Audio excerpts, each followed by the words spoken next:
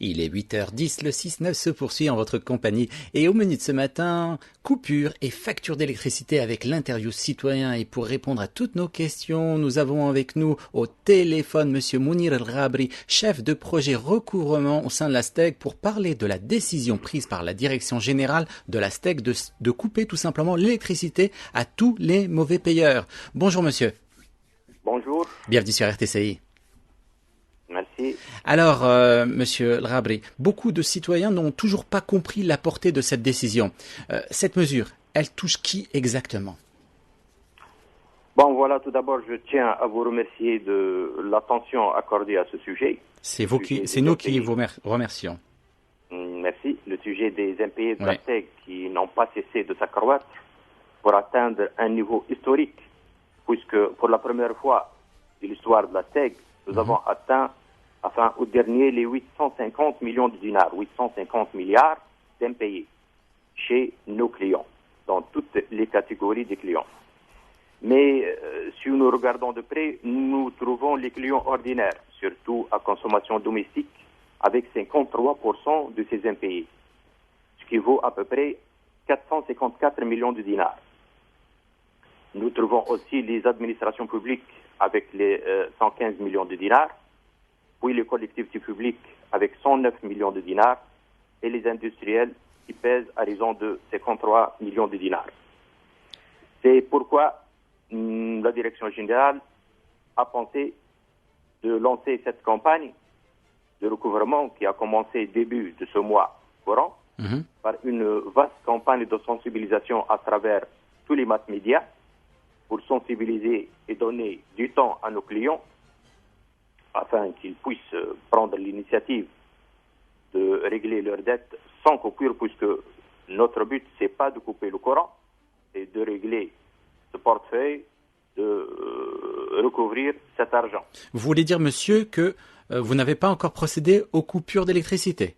Nous avons pratiquement commencé le 1 comme campagne de sensibilisation et nous avons donné à peu près 15 jours comme délai. Donc, réellement, on a commencé la campagne de coupure effective depuis presque 4 ou 5 jours, puisque ça a commencé en date du 15. Donc, s'il vous plaît, ces coupures d'électricité vont toucher ce qu'on appelle les mauvais payeurs. Pour vous, Bien c'est sûr. quoi un mauvais payeur? Quels sont les critères sur lesquels vous allez tout simplement baser votre décision de couper l'électricité? Les critères, c'est une facture non payée, c'est-à-dire échue après la date limite de paiement. Date limite de paiement arrivée, le client n'a pas pris l'initiative de payer sa facture. Donc il Peu suffit importe, qu'on soit en retard sur une seule facture pour qu'on nous coupe l'électricité? ça se négocie au niveau du district. Oui, mais je suis Parce désolé, que le monsieur. principe- Je suis désolé. Parce que le principe, il est le même. Oui, mais je suis désolé. Il y a comment dire, il y a quand même, il y a certaines limites à respecter. Il y a des personnes qui sont en retard de quelques mois, puis d'autres qui ont une certaine régularité au niveau du paiement. Et si on vient à dépasser juste de 15 jours la date d'échéance, je vois pas pourquoi on couperait l'électricité aux citoyens. Nous essayons de respecter un principe. C'est Oui. le principe, nous avons une facture avec une date limite de paiement. D'accord. Si cette date est respectée, le client ne sera pas concerné par notre campagne. Que ce soit pour une facture à un montant de 50 dinars ou 50 000 dinars. C'est la D'accord. même Donc, chose. il n'y a pas de C'est le plafond principe. limite, il n'y a pas de somme critique. Voilà. Le seul critère, C'est c'est le les principe. délais. Voilà, c'est le principe. Et égalité de traitement de tous nos clients. Donc, environ 15 jours, un délai que nous avons jugé raisonnable, que nous avons donné à nos clients pour qu'ils puissent prendre l'initiative d'aller aux caisses afin de régler ces factures. Bien sûr, à partir du 15 du mois, nous avons, et on peut les observer, certaines de nos équipes qui opèrent pour couper le courant. Bien sûr, il y a des cas spéciaux ou des cas sociaux à caractère social. Il y aura un traitement cas par cas. Il n'y aura pas un traitement systématique. Ça sera étudié au niveau de nos responsables régionaux, le cas par cas. Mais nous voulons bien que ces cas prennent l'initiative pour présenter leur cas et trouver une solution ou un arrangement.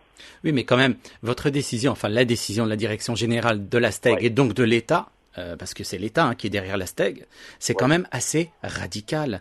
Et puis il faut pas oublier que on va rentrer dans la saison de l'hiver et puis il y a des familles qui n'ont pas forcément les moyens à cause, je sais pas moi, de difficultés conjoncturelles. Et leur couper l'électricité comme ça, c'est pas véritablement un acte citoyen, un acte civil. De toute façon, la STEG a aussi des obligations, la STEG a un plan d'investissement, la STEG a besoin de son argent. À C'est défaut, clair. la STEG est obligée d'aller emprunter cet argent auprès des banques avec des intérêts, alors que cet argent aurait pu servir à renforcer notre réseau. On comprend tout à fait, monsieur. On Voilà. comprend tout à fait. Mais ce qui inquiète le citoyen, c'est au niveau de la procédure. Il pourrait y avoir ce qu'on appelle un rappel juste après échéance de la facture, un rappel une mise à l'ordre pour dire tout simplement vous avez 15 jours, sinon il va y avoir une coupure d'électricité. Certainement, tous les délais ont été dépassés. Les clients qui ont respecté les délais, parce que on ne fait pas cette coupure d'une façon brusque. Mhm. On donne les délais, la facture parvient, elle laisse le temps. Nos unités sont là, nos responsables sont là pour Oui. expliquer, pour essayer de trouver des arrangements. Nous avons même contacté par téléphone avant des clients, Oui. directement des clients, afin qu'ils puissent arranger leur situation sans coupure. Parfait. Et la situation est là, puisqu'on atteint les 850 et sans cesse, nous observons une augmentation chaque mois. Monsieur, nous Donc, comprenons tout à fait. Nous comprenons tout à fait les difficultés de la STEG. Mais moi, j'aimerais savoir, par exemple, est-ce que vous allez appliquer cette mesure aussi contre les structures hôtelières, les entreprises, les ministères qui traînent des ardoises conséquentes? Parce que là, on a l'impression que vous êtes braqué sur les particuliers et que vous les tenez comme responsables de ce passif énorme. Je vous ai exposé les catégories de nos dettes. Oui.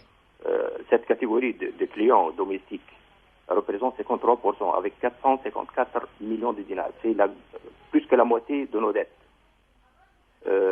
Pour les autres, les administrations publiques, les collectivités publiques et les industriels, ils seront aussi traités pour avoir un arrangement avec eux. D'accord, mais il n'y aura pas de coupure d'électricité, bien entendu. Vous allez les avertir. Bien sûr, éventuellement, il y aura des coupures d'électricité, bien sûr, étudiées et ciblées. D'accord. Afin de permettre toujours le service public de fonctionner. Autre question. Pour les personnes ou les entreprises qui ont des ardoises conséquentes, est-ce que vous allez procéder à un tableau de rééchelonnement des dettes? Est-ce que c'est possible? Oui, la possibilité ou le principe de rééchelonnement existe. D'accord. Mais ce n'est pas systématique, ça doit être discuté le cas par cas avec nos responsables régionaux concernés. Est-ce qu'il y a des pénalités de retard qui sont prévues aussi? Certainement. Très bien. Très bien. Une dernière question qui me vient d'un citoyen qui vient juste d'appeler il y a quelques instants. C'est par rapport à... Il y a beaucoup de citoyens qui s'interrogent sur le fait que il y a des avantages en nature qui sont accordés aux agents de la STEG et ils bénéficient, ces mêmes agents, de la gratuité de l'électricité. Est-ce que c'est quelque chose de normal? Tant que c'est légal et garanti par la loi, c'est normal. Aussi, c'est pas ouvert, c'est pas gratuit comme on le pense, puisque il y a un quota. Au-delà de ce quota-là, les agents payent normalement. Quand même, il s'agit de plus de 13 000 agents, monsieur. Oui, mais c'est légal, c'est garanti par la loi. Très bien. Donc c'est légal, c'est légitime. Dernière question. Je rappelle toujours que ça existe des quotas. On comprend qu'il existe des quotas, mais on aimerait peut-être que vous remplaciez un peu ces quotas par exemple, un avantage sur la réalisation de primes sur objectif. Là, ça aurait été un peu plus logique que cet avantage en nature qui est accordé systématiquement à tous les agents. C'est une question qui peut être étudiée, pourquoi pas. D'accord. Une toute dernière question, c'est propos un peu des compteurs, on sait qu'il y a énormément de trafic sur les compteurs. Qu'est-ce que vous comptez faire? Est-ce qu'il y a des équipes mobilisées? Bon, énormément, il ne faut pas dire énormément, puisque les statistiques que nous possédons prouvent que ça existe réellement, mais c'est pas alarmant à ce point. Oui, mais c'est un manque à gagner aussi. Oui, bien sûr. Il s'agit aussi d'une propriété de la communauté. Et nous sommes responsables de ça. Donc, je vous rassure que sont suivis, sont bien traités, et il y a des campagnes qui traitent ces compteurs ou ces cas frauduleux d'une façon régulière, d'une façon minutieuse, afin d'être légal, que ce soit avec le client ou avec la SEC. Donc, pour conclure, Monsieur Mounir Rabri, je suppose que vous êtes en train de lancer un appel pour que les gens, tout simplement, payent leurs factures.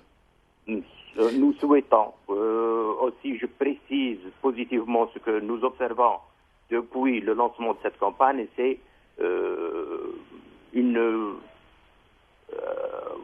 un flux important qui se dirige vers les caisses, les files d'attente, ce qui est positif, ce qui est bien, puisque, comme je l'ai dit tout à l'heure, le but n'est pas la coupure du courant.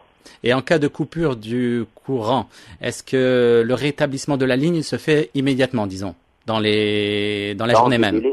Oui, certainement dans les délais normaux, et ça ne dépasse pas la journée même. Très bien, vous nous rassurez à ce niveau-là.